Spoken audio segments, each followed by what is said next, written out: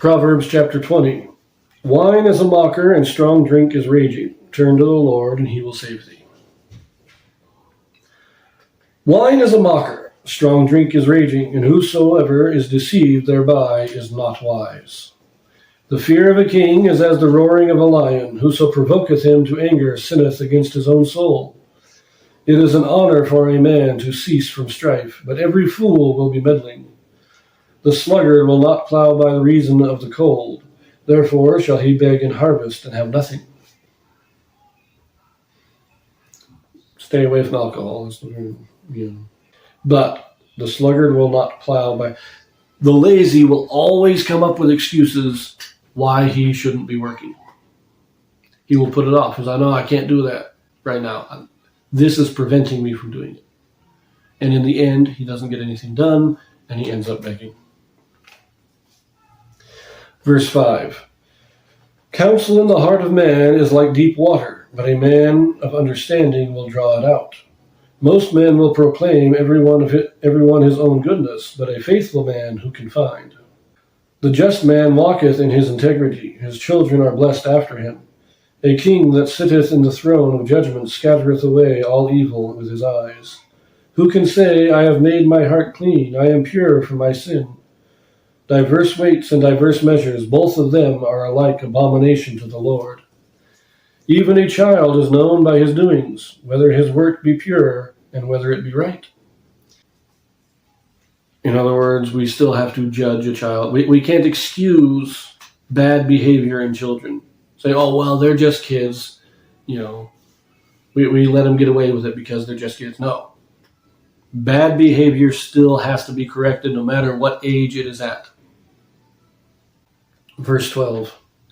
The hearing ear and the seeing eye, the Lord hath made even both of them.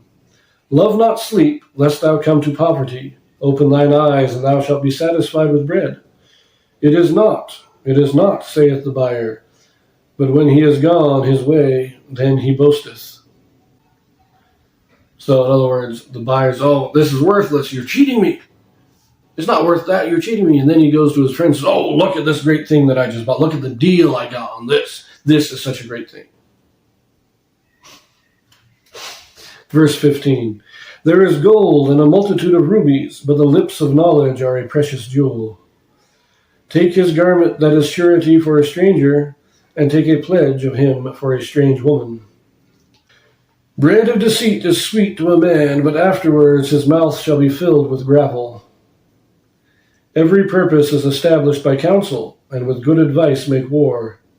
He that goeth about as a talebearer revealeth secrets. Therefore meddle not with him that flattereth with his lips. Whoso curseth his father or his mother, his lamp shall be put out in obscure darkness. Again, are we talking metaphorically about his family, his posterity being cut off? Verse 21. An inheritance may be gotten hastily at the beginning, but the end thereof shall not be blessed. Say not thou, I will recompense evil, but wait on the Lord, and he shall save thee. Diverse weights are an abomination unto the Lord, and a false balance is not good. Man's goings are of the Lord. How can a man then understand his own way? It is a snare to the man who devoureth that which is holy, and after vows to make inquiry. A wise king scattereth the wicked, and bringeth the weal over them. The spirit of man is the candle of the Lord, searching all the inward parts of the belly.